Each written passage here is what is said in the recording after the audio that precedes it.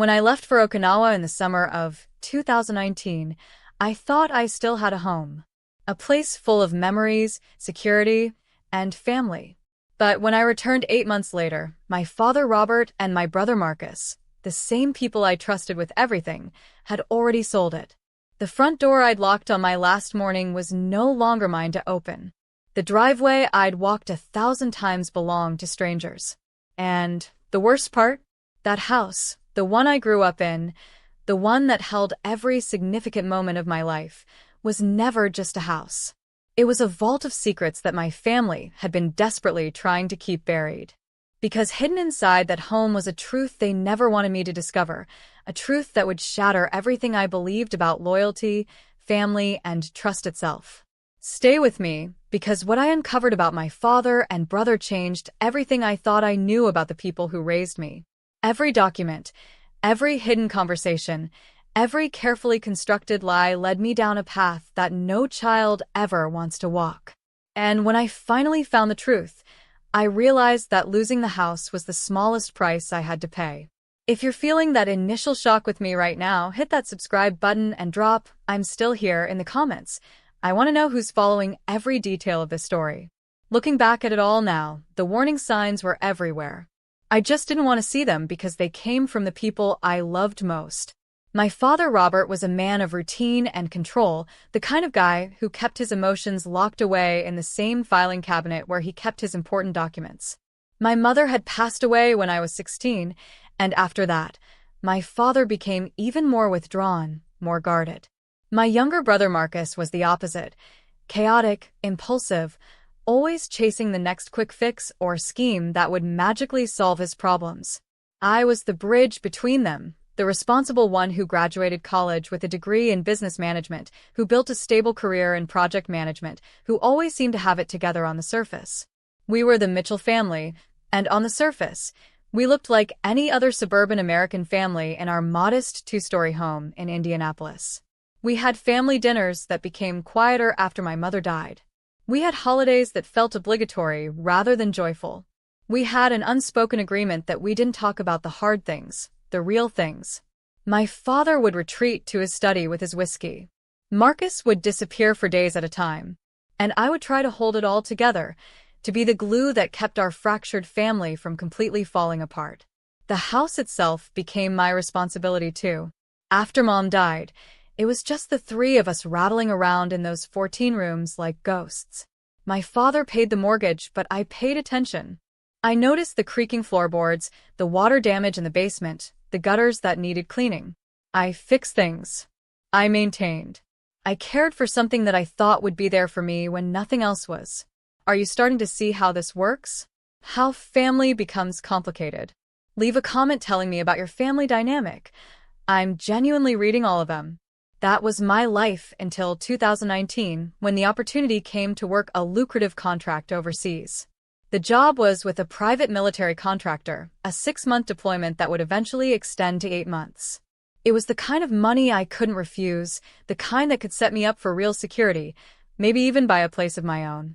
My father seemed supportive, though his support came in the form of his usual quiet nod.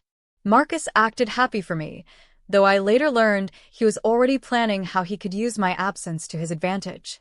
The night before I left, I walked through every room of that house one more time. I remember touching the banister my father had refinished in 1995. I remember looking at the kitchen where my mother taught me to make her famous pot roast.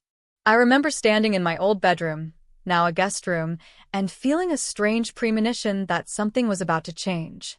I pushed the feeling away as airport anxiety. "I'll be back before you know it," I told my father, who was sitting in his favorite chair in the study. He just nodded and said, "Safe travels, Jennifer." That was it.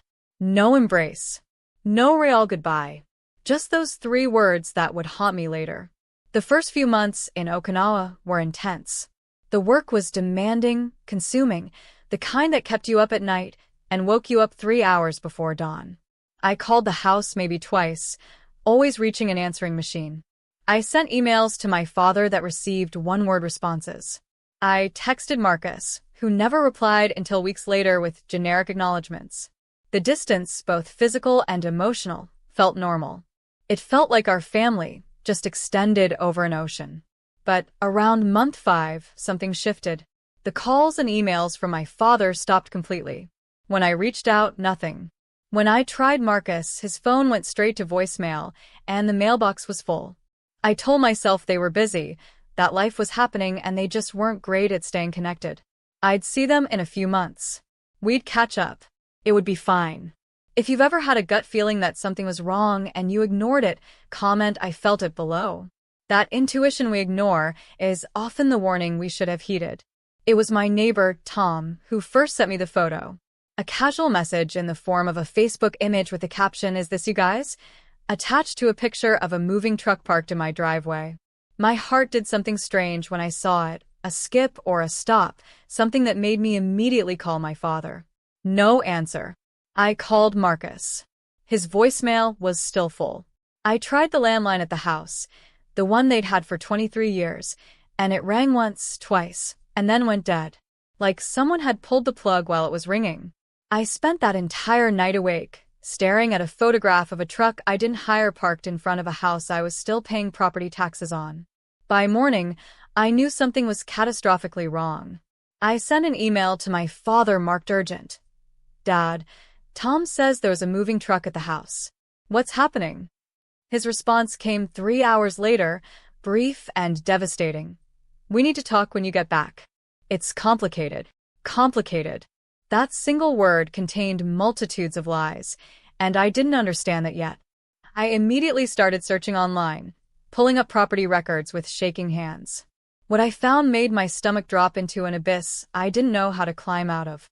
The house, the Mitchell family home, the place where I was born, where I said goodbye to my mother, where I had built my entire sense of security, was listed for sale on Zillow. It wasn't in some uncertain state or undergoing negotiations. It was actively on the market, with appointment-only showings and a real estate agent named Karen Walsh who had posted a listing with photographs of my childhood from a realtor's perspective.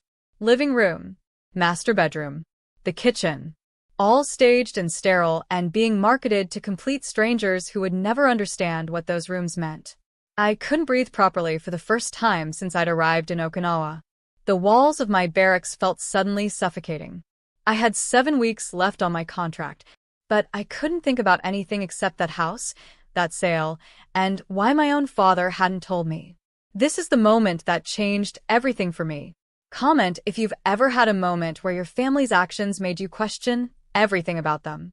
The next 48 hours were a blur of research and desperation. I pulled every property record I could access remotely.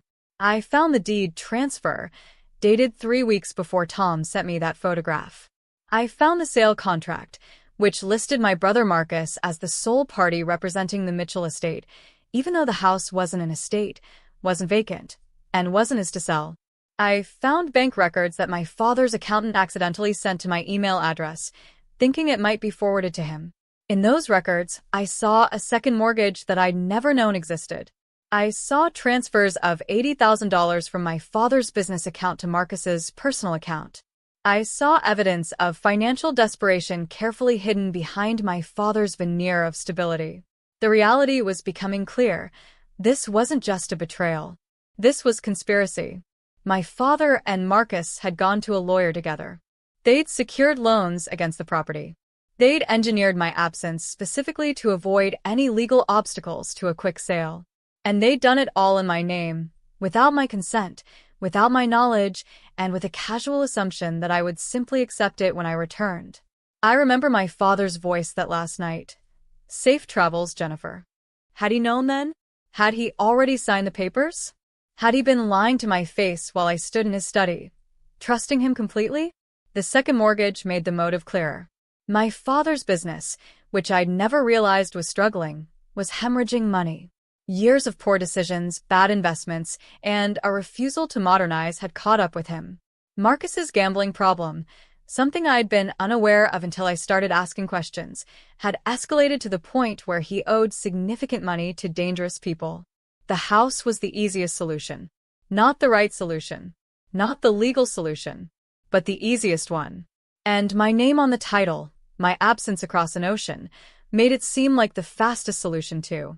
I made a call to a military lawyer on base and learned something that made my situation even worse. Because I hadn't been informed, because my signature hadn't been obtained, and because I was technically a joint property owner, the sale was potentially void. But the house had already been sold. The new owners, a young family from Carmel, had already received the keys. They were moving in, hanging pictures, building memories in rooms that had belonged to my family for 3 decades. Legally, retrieving the house would mean litigation that could take years. It would mean court battles with my own father. It would mean betraying the concept of family while fighting to save what my family had betrayed. My hands shook as I realized the trap I was in. My family had made a decision that solved their problems and destroyed my life, and they calculated that I wouldn't have the stomach to actually fight them through the legal system. They were probably right. Tell me in the comments, would you have fought back? Or would you have just walked away from your family to keep the peace? I came home early on a cold February morning, my leave approved under emergency circumstances, my mind still fragmented by the betrayal and the impossible situation they'd created. My father was sitting in the kitchen when I walked in, not the house, but a temporary rental they'd moved to, without telling me where. He looked older than I remembered, diminished somehow, like guilt had been slowly eating away at him from the inside. "Jennifer," he said, and then he stopped. There were no words big enough to explain what they'd done. "Dad," I said, and I meant so many things in that single syllable. "Where were you? How could you? Why didn't you tell me? What happened to us?" He stood up, reached for me like he might embrace me, and then seemed to remember that he'd forfeited that right. He sat back down instead. "I'm sorry," he said. "I know that's not enough. It will never be enough. But I needed you to understand that I didn't do this to hurt you. I did this because I was desperate, and I didn't know what else to do." "You could have told me," I said. "You could have asked. You could have given me the choice." "If I'd asked, you would have said no," my father replied. "And then what? I would have lost the house anyway, along with my business, and Marcus would have been in real danger. At least this way, he's safe. At least this way, I didn't burden you with an impossible decision." The logic was twisted, a justification that turned his betrayal into some kind of noble sacrifice on my behalf. As if selling my house without my permission was actually me being protected. As if I should be grateful that he'd made life-altering decisions for me while I was thousands of miles away. "Where's Marcus?" I asked. My father's jaw tightened. "That's the other thing," he said. "You need to know the whole story." Over the next 2 hours, my father told me things I never knew about my brother. Marcus's gambling didn't start as a casual vice. It started as self-medication after a failed suicide attempt when he was 24. My father had paid for the treatment center, had kept it quiet, had spent years trying to fix what was broken in Marcus without ever addressing the fact that what was broken in him might have also been broken in my father. When Marcus's addiction relapsed into gambling, my father enabled it. He paid debts. He secured loans. He did everything except what might have actually helped Marcus confront his demons. And eventually, my father's resources ran out. When Marcus came to my father desperate last year, saying that people were threatening his life over gambling debts, my father saw one solution: the house. "I'm sending him away," my father told me, "to Arizona, to a residential treatment program, the one that actually worked before. The sale pays for 2 years of treatment, plus his debts, plus the inheritance I'm setting up for you from the remaining proceeds." "You didn't have the right to make that decision," I said, and the words felt hollow even as I said them, because the house was gone. What was I arguing about now? My father looked at me with eyes that were tired in a way I'd never seen before. "You're right," he said. "I should have asked. I should have trusted you to help me find another way. But I was afraid that if I asked, you'd refuse to help, and then I'd have to watch my son suffer, and I couldn't do that. I couldn't do that again." The weight of his guilt was suffocating. My anger was legitimate, but his desperation was real too. We were both trapped in a situation where there had never been a right choice, only different variations of wrong ones. Comment below, should a parent make life-altering decisions for their adult child to save that child from suffering? Where's the line? The weeks that followed were the darkest I've experienced. I hired a lawyer, a sharp woman named Diana Cho, who specialized in property disputes. She explained my options with surgical precision. I could sue my father, my brother, and potentially the real estate agent for coercion, fraud, and breach of trust. I could pursue criminal charges for forgery and financial abuse. I could tie everything up in litigation that would cost $50,000 and take 3 to 5 years. Or I could accept the $150,000 my father was offering from the proceeds and let it go. The house was worth $450,000. The sale price was $430,000, which meant the real estate agent got 6%. The mortgage was paid off, and the remaining amount had been distributed by my father in a way designed to ensure I couldn't claim I'd lost money. Only opportunity. It was a payoff disguised as compensation. For weeks, I said no. I refused to accept that this was the only outcome. I hired Diana and began the process of litigation. I filed a police report, which led nowhere because my father was cooperative with the investigation and the evidence was murky in the complex way that family crimes often are. I sent my father a cease and desist letter. I told him I never wanted to speak to him again. I slipped into a depression so deep that my commanding officer at the contractor's office finally suggested I take extended leave. And then one night I drove past the house. I hadn't planned to. I was driving to meet Diana and somehow I took the wrong route, and suddenly there it was. My childhood home, now painted a different color, with different landscaping, with unfamiliar cars in the driveway. I pulled over and just sat there for an hour, watching the windows light up as the new family moved through their evening. A child, maybe 8 years old, ran through the living room. Through the window, I could see the dining room where we'd eaten countless meals together. The rooms held someone else's memories now. Someone else's sense of security. Someone else's home. That's when I understood something fundamental. My father had been right about one thing. The house was already gone. Not because of his betrayal, but because no amount of litigation or anger could ever bring back what it had meant to me. The moment I found out it had been sold, the moment I learned the truth about what my family had done, the house stopped being my home. It became a symbol of betrayal, and no judge in the world could make it into anything else again. I called Diana the next morning and told her to stop the proceedings. I called my father and told him I'd accept the settlement, but with one condition. He had to be honest with me about everything. Every financial lie, every decision he'd made, every secret. He owed me that much. He agreed. Over the next month, my father gave me a complete picture of his life that was almost unrecognizable.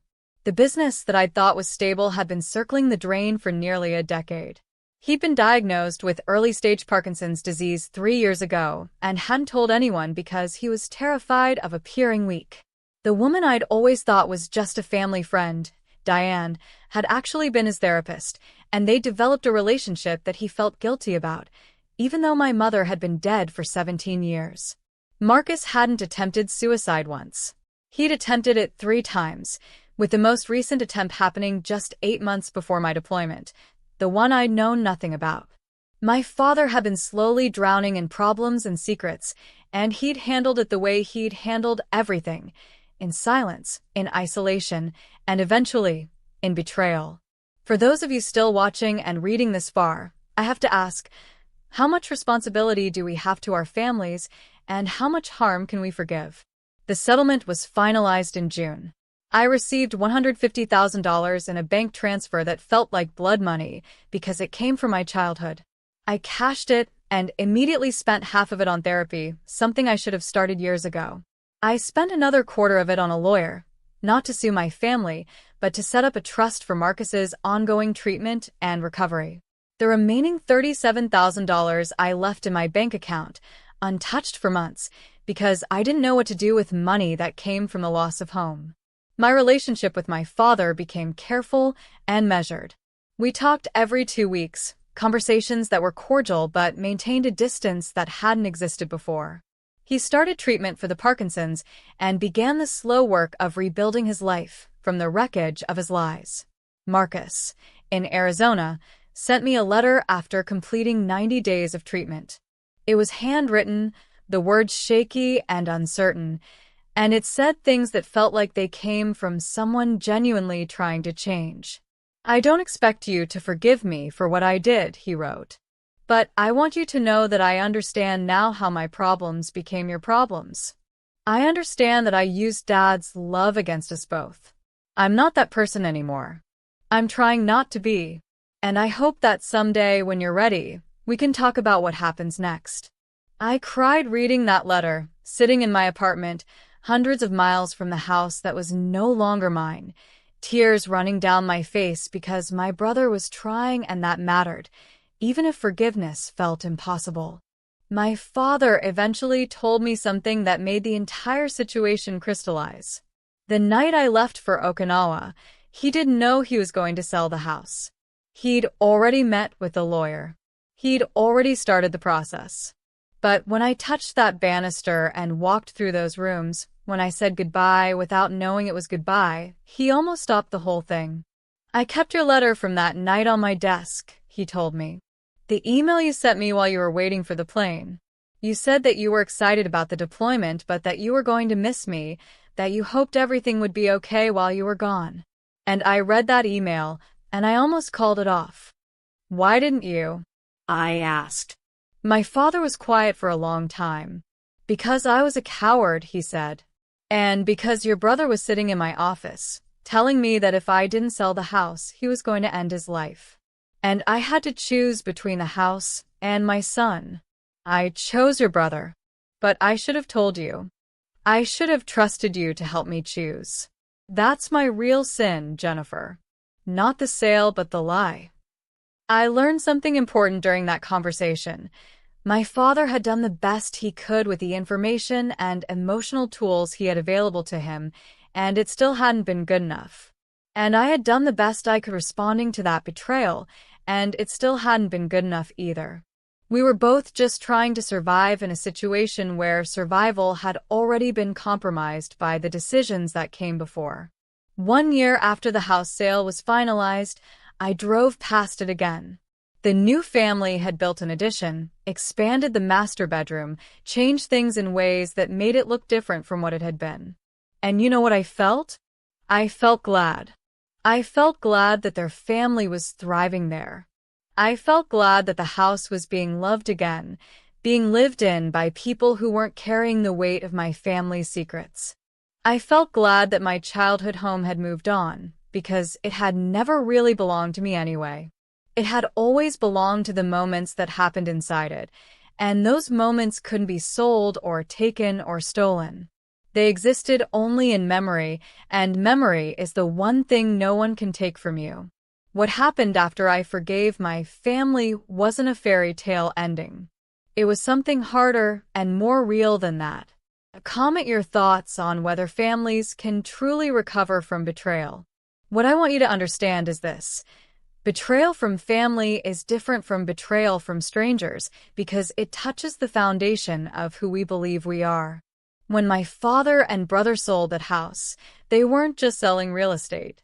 They were telling me that I wasn't important enough to include in a decision that affected my life. They were telling me that their problems mattered more than my trust. They were telling me that secrets were safer than truth. But when I finally let go of the house, when I finally accepted the reality of what had happened and started to process it rather than just react to it, I learned something that changed everything. They weren't malicious. They were just broken people making broken decisions. And so was I in my own way. I'm not going to give you some dramatic revelation that everything is fixed now. My father and I will always carry the weight of this betrayal. Marcus and I have rebuilt our relationship, but it's built on a foundation of cautious trust rather than the unconditional bond it had been before. The house is someone else's home now, and I've built a new life in a new place with people who choose to be honest with me. But I understand my family better now. I understand that the things people do, the terrible things they do to the people they love, often come from places of desperation rather than malice. My father's choice to betray my trust wasn't about hurting me. It was about trying to save my brother's life and protect his business and maintain the illusion of control in a world that was falling apart around him. That doesn't make it right. That doesn't erase the betrayal. but it makes it human, and humanity is the beginning of forgiveness. If you've made it this far through my story, I genuinely want to know, have you ever had to choose between your family and your principles? Drop your experience in the comments, even anonymously if you need to.